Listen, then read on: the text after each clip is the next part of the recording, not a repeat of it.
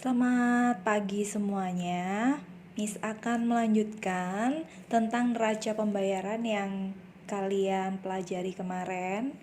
Nah, di sini guys, ini ada contoh neraca pembayaran yang kemarin kalian juga sudah buka di psikologi. Jadi Miss akan jelaskan di sini neraca pembayaran negara cerah tahun 2015 dalam jutaan US dollar. Di sini ada neraca barang, ya. Ini neraca barang terdiri dari ekspor dan impor. Nah, karena ekspornya lebih kecil daripada impor, maka neraca perdagangan mengalami defisit. Nah, yang defisit di sini ada di dalam kurung ya, guys. Nah, di sini selisihnya 50.000. Kemudian di neraca jasa. Di sini ada pendapatan jasa transportasi 425.000 dan pemanfaatan jasa negara asing 300.000. Nah, berarti di sini kita mengalami surplus.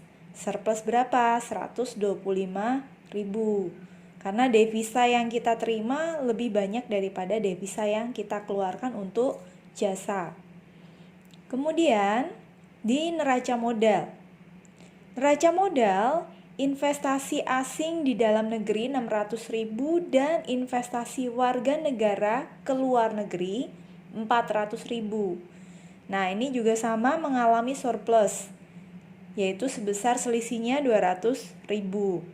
Karena devisa yang kita terima lebih banyak daripada devisa yang kita keluarkan.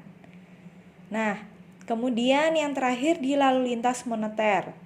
Di sini ada penerimaan bunga pinjaman 150.000 dan pembayaran bunga pinjaman luar negeri 175.000. Nah, di sini devisa yang kita keluarkan lebih besar. Jadi kita mengalami defisit untuk lalu lintas moneter ini ya guys. Selisihnya adalah 25.000. Nah, dari 50.000, 125.000, 200.000 dan 25.000 ini kita totalkan. Yang dalam kurung ini berarti berkurang ya. Yang di sini itu yang surplus tadi itu bertambah. Nah, jadi totalnya adalah 250.000. Jadi untuk total neraca pembayaran negara cerah itu mengalami surplus 250.000. Nah, berikutnya kita akan belajar cara menghitung surplus dan defisit dengan kasus yang lain. Contohnya di sini adalah neraca pembayaran negara X pada tahun 2006. Diketahui bahwa ekspor itu adalah total 800 dan impor 1000. Berarti ekspor lebih kecil daripada impor sehingga mengalami defisit neraca perdagangan 200. Nah, tapi defisit ini guys harus ditutup. Jadi negara itu punya namanya stok nasional atau stok devisa yang dipakai untuk menutup defisit neraca perdagangan. Nah, di sini diketahui bahwa stok nasionalnya ada 80 ya. Kemudian 80 ini akan menutup 200, namun masih kurang ya. Masih kurang 120. Jadi kita masih butuh pinjaman dari luar. Nah, untuk pinjaman dari luar ini ada dua guys, yaitu pinjaman otonom dan pinjaman akomodatif. Bedanya apa? Untuk pinjaman otonom itu adalah pinjaman yang tidak ada hubungannya dengan ekspor impor. Jadi pinjaman ini dilakukan atas kemauan sendiri. Nah, sedangkan pinjaman akomodatif ini adalah pinjaman yang memang berhubungan dengan ekspor impor. Jadi yang akan kita perhitungkan untuk perhitungan surplus atau defisit itu hanya pinjaman akomodatif dan stok nasional. Nah, kalau kasusnya seperti ini guys, berarti yang pasti kita mengalami defisit ya. Cuman kita akan hitung berapa defisitnya. Berdasarkan neraca di atas, negara X mengalami. Berikutnya kita akan melihat di soal yang kalian sudah kerjakan, yaitu tentang neraca pembayaran negara Bumi Permai tahun 2017. Nah, di sini ada transaksi berjalan atau current account, ada lalu lintas modal dan lalu lintas moneter. Nah, di sini guys, pertama kalian harus bisa bedakan antara debit dan kredit. Nah, kemarin kita sudah bahas untuk yang transaksi yang mengeluarkan devisa berarti itu masuk ke transaksi debit seperti impor ya. Jadi impor ini ditotalkan 55.000 ditambah 55 miliar ditambah 35 miliar. Kemudian ditambah yang transaksi berikutnya yang masuk ke debit itu adalah transaksi pembayaran dividen ke luar negeri. Nah, tadi ditambah 56 miliar.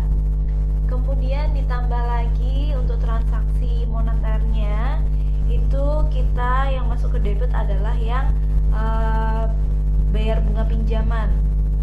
Ya, bayar bunga pinjaman utang luar negeri sebesar 99 miliar.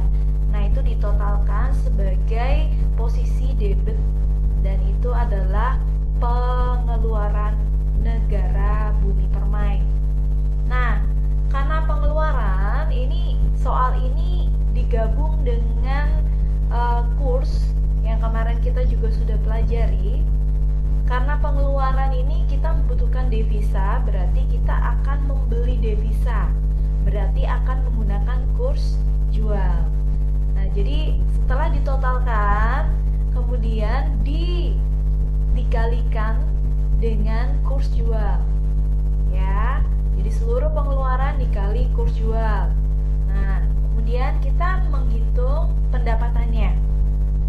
Pendapatannya itu diperoleh dari penjumlahan ekspor, ya, ini masuk ke kolom kredit, ditambah dengan pendapatan penanaman modal luar negeri. Kemudian ditambah terima bunga pinjaman luar negeri. Nah, itu ditotalkan dikalikan dengan kurs beli, ya, karena kita mendapatkan devisa dan devisa itu dikurskan dengan rupiah, maka ditemukan hasil dalam rupiah. Nah, nanti pengeluaran dan pendapatan itu dikurangkan dan didapatkan sebuah hasil. Kalau lebih besar pengeluaran berarti defisit. Sebaliknya kalau lebih besar pendapatan berarti masuk ke surplus. Nah, dari penjelasan yang tadi Miss berikan, kita bisa lihat hasil perhitungannya di sini ya guys. Nah, ini untuk sisi debit, kita udah masukkan semua angkanya dan kita mendapatkan total 245 miliar. Kemudian di sisi kredit kita jumlahkan juga dan mendapatkan total 270 miliar. Nah, di sisi kredit ini adalah sisi pendapatan, sedangkan di sisi debit ini adalah sisi pengeluaran. Oke, sorry, ini ada salah ketik. Jadi ini sebenarnya adalah 245 ya, sesuai yang di atas ya. Kita bagi dengan 14.000 yaitu kurs jual, sehingga diperoleh hasil 17.500.000 dolar. Kemudian di sisi pendapatan 270 miliar ini kita bagi dengan 13.500, itu adalah untuk kurs beli, dan diperoleh hasil 20 juta dolar. Nah, dari pendapatan dan pengeluaran ini kita kurangkan, akhirnya diperoleh selisihnya adalah 2.500.000 dolar. Ini surplus.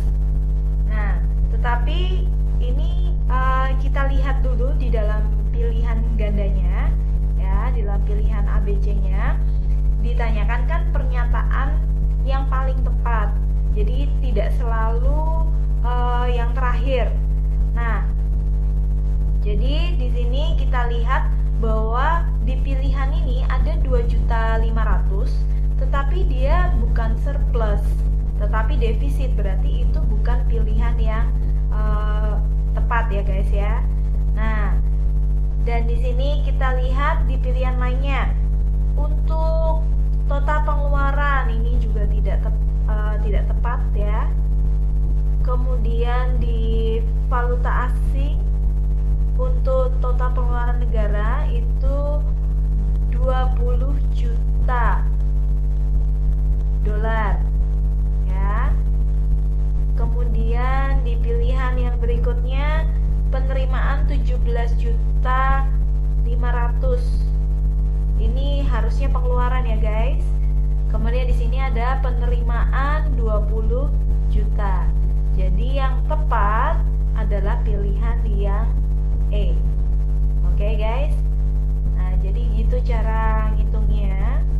Oke, kalian bisa lihat lagi ya. Oke, jadi tidak harus selalu hasil akhirnya yang merupakan pilihan yang tepat. Ya, yang 245 ini harusnya dalam rupiah. Oke, gitu ya guys ya. Dan untuk soal berikutnya, ini adalah neraca pembayaran negara Gandapura. Nah, ini ekspornya 5.700, impornya 3.550. Berarti terjadi selisih 2.150 lebih banyak ekspor dibandingkan impor. Nah, dari sini aja kita udah bisa tebak bahwa ini adalah surplus ya guys. Nah, di sini pilihan surplus hanya ada A dan B. Nah, di antara A dan B ini mana yang tepat? Oke, kita lihat di pinjaman akomodatifnya dan stok nasional. Jadi pinjaman otonom ini lebih baik diabaikan dulu. Kita tinggal jumlahkan pinjaman akomodatifnya 400 ditambah stok nasional 1.200. Jadi totalnya adalah 1.600. Karena ini dalam ribuan dolar, berarti 1.600.000 dolar. Jadi untuk jawabannya adalah yang B. Oke? Kita lanjut ke soal berikutnya ya guys. Nah, di sini disajikan sebuah neraca pembayaran dengan data sebagai berikut. Nah, ini sama kayak tadi, jadi dipisahkan antara debit dan kredit. Nah, di sini ini sudah buat perhitungannya. Untuk debit, kita lihat di sini itu adalah impor ya, 1.250 yang ini. Kemudian pemanfaatan jasa asing 900. Karena kita menggunakan jasa asing kita harus bayar ya. Kemudian pembayaran bunga dan dividen luar negeri, pokoknya bayar-bayar itu pasti masuk ke debit ya guys. Kemudian pembayaran pinjaman luar negeri 800 dan investasi ke luar negeri. Walaupun ini investasi tapi kita kan keluarkan devisa. Nah, jadi ini kita totalkan ketemulah 3.650. Sedangkan di sisi kreditnya itu hanya ada ekspor 1.500 ditambah dengan pendapatan sektor pariwisata dari turis asing ya. Ini 1.600 dan kemudian ditambah dengan penerimaan bantuan dana sosial dari luar negeri itu 400. Jadi total di kredit adalah 3.500. Nah, karena di sini debit lebih besar daripada kredit, makanya neraca ini mengalami defisit 150. Nah, kita lihat di dalam pilihannya ya. Jangan langsung diklik yang E.